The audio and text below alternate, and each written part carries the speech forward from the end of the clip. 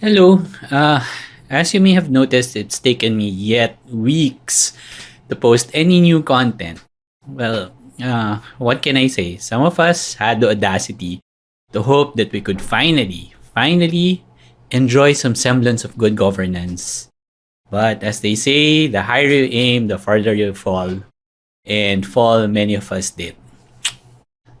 I have to admit that the results of the elections only contributed to my feeling of brokenness.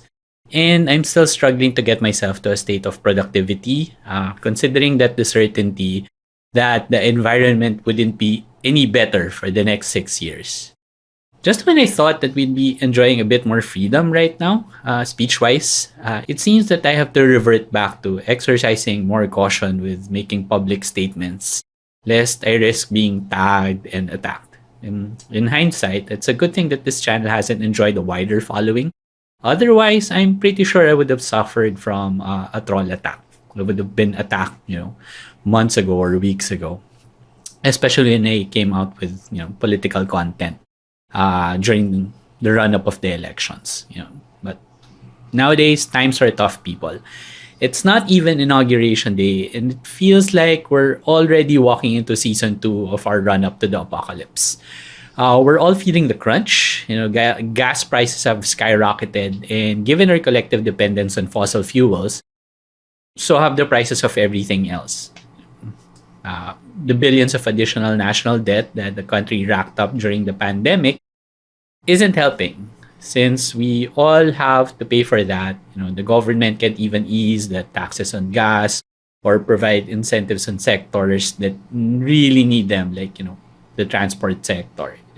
The news has been filled with drivers complaining that drivers stating that they would stop ferrying people because of high gas prices.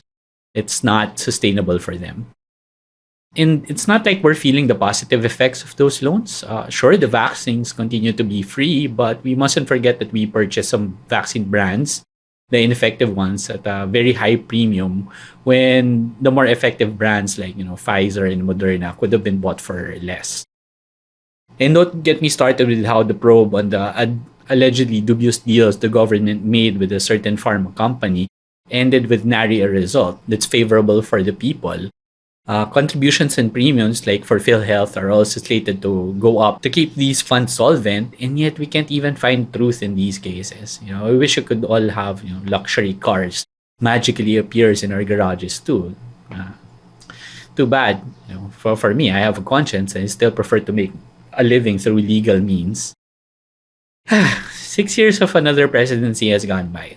That's almost done and over with. But drugs are still around, traffic is still abysmal. We're still importing rice, and territories are still being snatched up from right under our noses. Just using the me test, I'd say I'm worse off than I was 6 years ago. So that pretty much sums up my feelings for this outgoing administration. And I've been panicking since the elections. I know for sure that given these so-called results, life wouldn't be any easier for any one of us. I've already put some of my controversial content and political takes in private.